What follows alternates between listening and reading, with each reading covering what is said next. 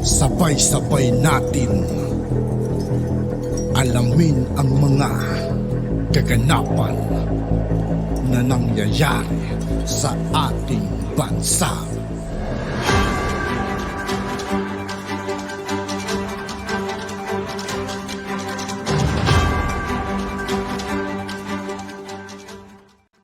Yo, what's up mga kaibigan? This is I2K po again. Ngayon nandito naman ulit tayo sa channel ni Pinas News Insider. Dito naman ulit tayo magbibigay ng komento at reaksyon. Kaya samahan nyo guys. Let's go! Ang balita ngayon, trending at viral ngayon sa social media. Ang di umano'y balitang dating senator na si Manny Pacquiao may inamin, nagsisisi nga ako, bakit ako napasok sa politika? Ito nga ang naging pahayag ni dating senator Manny Pacquiao sa isang panayam sa telebisyon matapos ang halalan noon. Pero bago ang lahat, kung bago ka pa lamang sa aming channel. Sa lahat ng hindi pa nakasubscribe mga kaibigan kay Pinas News Insider, mag-subscribe na po tayo at huwag nyo rin pong kalimutan mag-subscribe dito sa aking channel. Ay please huwag kalimutang i-like ang video at mag-subscribe at i-click ang notification bell para mas maging updated pa kayo lalo sa lahat pa ng bagong video na i-upload namin. At eto na nga mga kababayan, inamin ng talunang presidente na si Manny Pacquiao na mayroon siyang pagsisisi sa pagpasok nito sa politika dahil sa mga naninira sa kanyang pangalan. Sa panayam sa kanya, sinabi ni Pacquiao na sinisira ng ilang individual ang kanyang pangalan na binuo niya ng ilang taon. Matapos ang kanyang pagpasok sa public service, suspetsya niya ay ang mga kawatan na opisyal ng gobyerno ang nagbabayad ng mga tao upang siraan siya. Ating matatandaan, nagkalamat din ang pagkakaibigan nila ng kilalang negosyanteng politiko at taga-suporta ni Pacquiao sa kanyang mga laban noon na si Chavez Singson. Nang dahil di umano sa pera at sinabi din ito na ipapakulong ang dating First Lady Imelda Marcos kapag nanalo siya bilang Pangulo ng bansa. Samantala, hindi naman mapigilan ng marami sa ating mga kababayan ang magbigay ng kanilang hinaing at komento sa mundo ng social media. At ayon nga sa kanila, akala ko ba pakukulong mo si Madam Imelda? Mukhang mauuna ka sa loob. Kaya minsan, masama rin yung masyadong ambisyoso sa buhay at masyadong madada. Sobrang laki kasi ng ulo at mataas na pangarap. Akalain mo, buksingero nangarap at pumasok na sa politika? Okay lang sana kung kaya niyang pagkatao niyang hawakan ang Pilipinas. Gusto pang gamitin ang popularidad sa politika. Nasa kanya na ang lahat, pati ang kasikatan at kayamanan. Gusto pang maging presidente. Sus mio garapon, puti na lang at di nanalo. Naway maging kontento niya sa buhay. Tumahimik na lang, wala namang alam sa politika. Asikasuhin na lang ang business niya. Huwag nang makialam sa gobyerno. Kasi sabi niya noon, pag nanalo siya sa president, ipapakulong niya si Madam Mother Imelda R. Marcos. Ayan, karma inabot niya sa First Lady. Kasi matanda na si Imelda R. Marcos. Dapat paggalang ang ginawa niya. Kaya sabi nga, huwag kang manghusga ng kapwa mo dahil Diyos lang ang may karapatang humusga. Totoo yun mga kaibigan. Totoo yun. Mapagmataas at yumabang ka kasi, ayan na pala mo, sa kangkungan ka napatapon. Mabuti sana kung sa totoong kangkungan, makakagala ka pa rin. Ang mahirap kung sa kulungan. Sana malagpasan mo Manny at aral na sana sa'yo yan. End quote. Kala nyo nakakatuwa ka kayong tingnan? Nako, hindi kayo nakakatuwa. Nakakabwisit kayo, nakakagalit kayo. Tapos ano ikaw, Manny Pacquiao, ano mo pang si ang Diyos? Huwag mo isali ang Diyos sa mga huwag mong banggitin dahil hindi nakikialam ang Panginoon Diyos sa iyo. Kung sinusuhol ka ng demonyo o kayong mga nagkakandidato dyan. Mahiya-hiya kayo. Nagkaroon ka lang nakatikim ka lang ng buhay mayaman, Manny Pacquiao. Akala mo kung sino ka ng manira sa mga Marcos. Hindi ako natutuwa sa iyo. Naasar ako sa iyo. Dati, naano ako sa iyo dahil boksingero ka. Pero nung Kung tutusin mga kaibigan, si Manny Pacquiao, idol talaga yan. Idol mga kaibigan pagdating sa ring, pagdating sa boxing. Pero pag usapang politiko mga kaibigan, parang lalo presidente. Parang dyan siya may sira mga kaibigan talaga eh, no? lumipat ka ng religion mo, lalo ka naging demonyo. Ayan, kampihan ka ng nanay mo. Parang ang buhay mo hindi nang galing sa ano. Tapos sabihin mo, ya, ano mo mga Pilipino, hindi yun ang nasa isip. Hindi yun ang nakikita ko sa'yo. Gusto mong bawiin ang perang ginastos mo sa eleksyon na yan.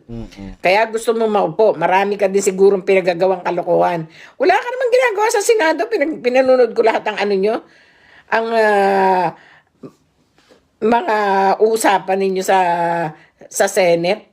Yung inyong mga speech doon. Wala kang maisagot. Binubulungan ka lang ng katabi mo mga lawyer mo.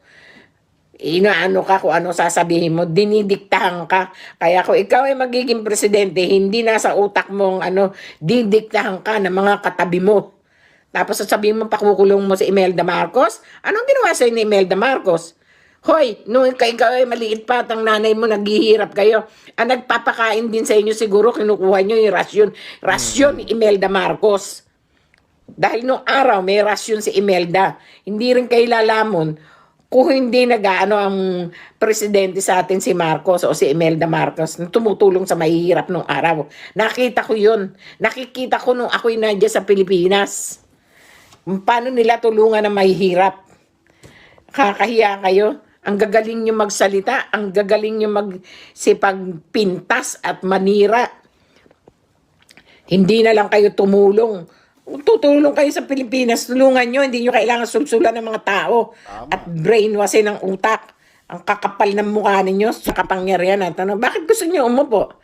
Dahil para masabi na naging president ka, kabilang ka sa president ng Pilipinas? Hindi kailangan. Utak ang ginagamit dyan. Talino. Kung paano patakbuhin ang buhay ng mga tao. Sa milyong Pilipino nandyan. Hindi yung basta dak-dak lang. Wala naman kayo ibubuga. Para bang ang dami-dami. Oo, marami ka nabili sa mga pinamboxing mo. Isang araw kamukha ka na rin ni Placer Lorde, yung boksingerong Pilipino noong araw. Ganon. Paralyzed ang utak mo. Dadaan yan sa'yo. Tsaka wag mong ginagamit ang Diyos, ha? Wag niyong ginagamit ang Diyos sa salita ninyo. Kung kayo talaga maka-Diyos, sara nyo mga bibig nyo tungkol kay Jesus Christ. Tama, Pwede ba? O araw, wala Totoo yun mga kaibigan. Kung sa usapang politiko, wag nilang sinasama ang Panginoon. Hindi maganda mga kaibigan. mga ganitong Facebook, hindi maririnig ng taong boses ko na magsalita. Wala akong magsalita para, dahil wala nakakarinig. Ngayon, naririnig ng buong mundo. At sinasabi ko, kaya yung mga kakilala ko, yung mga nasa Amerika, kung saan bansa, naririnig nila ako. Nakikita nila. Mga buwisit kayo. Wala ka pang kamuwang kasang edad ka lang ng anak ko eh. Kung mag-ano ka, ang yabang mo. Ano mo na lang yung asawa mo, intindihin mo na lang yung asawa mo. Bigyan mo ng bigyan ng magagandang bag at mga damit at maging masaya na lang kayo para mabawi nyo yung sarap ng buhay nyo. Mga materialistic kayo.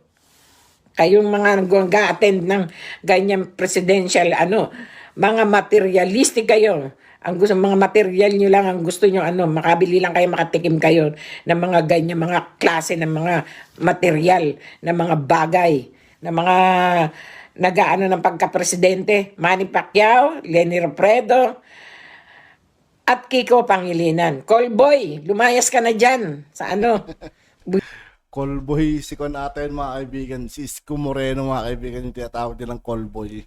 Visit ka. Puro ka kontra. Ikaw nga, binenta mo, naging mayor ka lang, binenta mo Divisoria.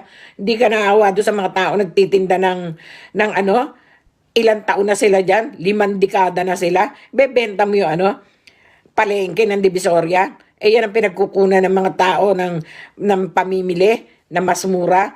Kayong mga tao sa atin, boboto nyo ba yung mga ganyang klase ng tao? Never. Na pansarili lang No, no. gusto nila, sa buhay lang nila, makakuha lang sila ng pera, matupad lang nila yung luho nila at kapritsyo nila na para lang magpresidente sila. Bakit? Ano ba akala nyo sa pagpipresidente? Laruan?